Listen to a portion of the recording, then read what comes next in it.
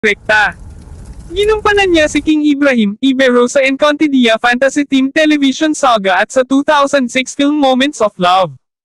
Noong 2007, ginampanan ni Dantes ang pangunahing papel na Sergio sa karakter ni Marian Rivera, si Marimar sa Marimar.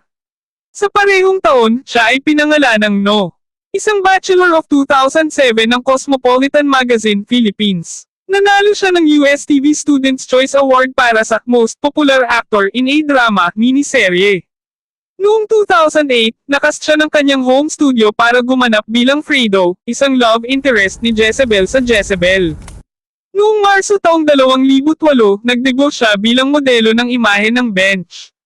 Noong 2018, nagbida si Dante sa One True Love.